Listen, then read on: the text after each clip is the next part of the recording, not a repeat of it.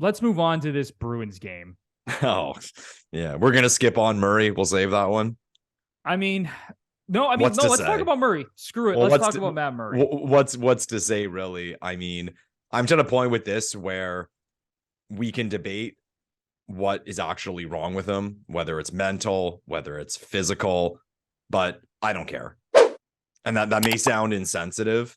I have no idea what people are going through, and injuries suck, and like mental problems really suck when I'm talking about mental health. But as a fan here, I don't care.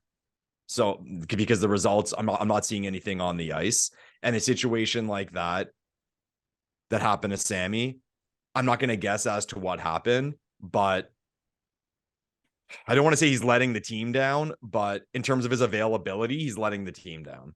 So I want to say I want him gone. I don't know if that's possible, but I'm just sick of hearing about it. I think it's that. Oh, he's going to play. He's not going to play. He played well. He played poorly. It's I hate to have to sit here as a Leafs fan and constantly defend someone regardless of their position. So as a goalie, it's even worse. Like I'm annoyed. Like, just can we end this somehow? Like, go on LTIR if you really are that hurt, or let's work something out to get you the fuck out of Toronto. I'm bothered by it just as a fan, and I hope the guy is physically healthy and mentally healthy, but in terms of his appearances and what he's been able to provide for the team, he's been a disappointment. And as a fan, that's all I can care about. So Availability is a skill. And yeah, I don't think anyone could disagree with that. You look at any sport, your ability to stay healthy and in the lineup and to be there for your teammates on a night-to-night basis is a skill. And I know some people don't have the same genetic makeup as others, and maybe their bodies just break down a little more easily. That I understand. I'm not a doctor. I can't determine the genetic makeup of any of these players, and I'm sure a lot of doctors can't really do that either. But yeah, well, Matt Murray strikes me as a guy that just cannot stay healthy. His body breaks down. We've now seen this year after year, and the Leafs, I think, knew that when they traded for him. It's not like this is a surprise. They knew that they were betting on a guy that cannot stay healthy, and now we're seeing the same thing. Now, looking at his overall numbers, like, he hasn't been horrible this year. 19 games, 911 save percentage, 273 goals against. He hasn't played since January 17th, and in his last 2 games, he's allowed 8 goals combined. So awesome.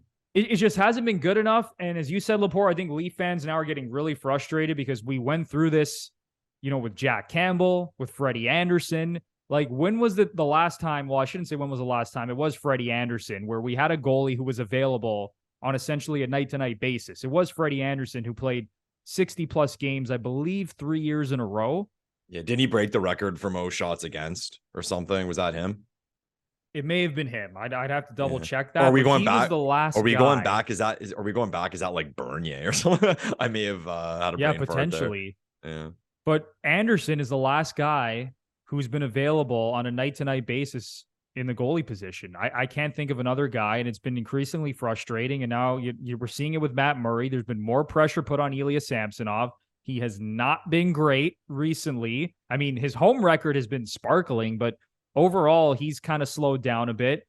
So it's concerning, man. The goaltending position is concerning, and people were worried about it, obviously, heading into the season. It's not the end of the world. As I said, 11th in the league in 5-on-5 save percentage. Although last week, Lepore, they were 6th in the league in 5-on-5 save percentage. So that has dipped.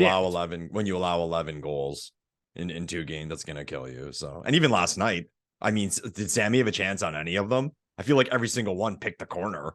Like, he was challenging it, just, well, respect to the shooter. And maybe I got to watch them again, and people may argue against my point, but yeah, I think there was definitely a couple goals last night he could have had, but I thought the Leafs were outplayed. But man, even going back to your point on the last podcast, and you made it again on this show, that the Leafs should look at trading Matt Murray. I mean, it's possible. It really is, because again, I don't think it's his skill level. It's not his talent. Like, it's his ability to just stay healthy and be available to his team. That's the main issue right now. And if he's not going to be available, especially come playoff time, then, I mean, what are we even doing here? Yeah, it's ironic we're having this conversation the week Tom Brady retired again. Body of health, Second man. time. Is he really retired? I'm not quite Yeah, sure. I I think he's can't done. trust Tom Brady. I, As much as I love him and I know you hate Tom Brady, but I I just do don't not. hate Brady. I think he's overrated, but I don't hate him. I We can respect do Tom. we can do like a 3-hour podcast on why Michael Lepore thinks that Tom Brady is the most overrated quarterback in NFL history, but we will save that, Lepore. You know We what's will funny? save that. Again, getting personal. So a very good friend of mine is a huge Lakers fan, loves Kobe, hates LeBron naturally. And when LeBron came to the Lakers, it was the most awkward thing for him because like he wants his team to win, but he fucking hates LeBron James. And this friend of mine is also a Patriots fan.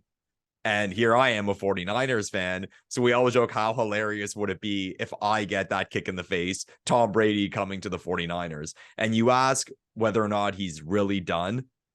If say the Niners came along and said, Tom, I think he's coming back, man. That's a match. you think he's made in coming back? heaven. That's awesome. If Kyle Shanahan calls Tom Brady and says, man, I have you under center with this defense, with these weapons on offense.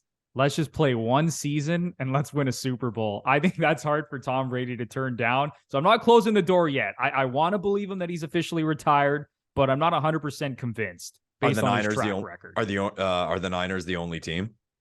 The Niners are the top of my list. If there's one team I think he comes back to at this point, I originally thought it might have been Miami, but I think I have the 49ers a peg above them. Yeah. He comes home, all that shit, and he'd have to play for nothing. I mean, that would be the presentation. We're going to build the team around you because you're going to play for the league min, whatever. But anyways, exactly.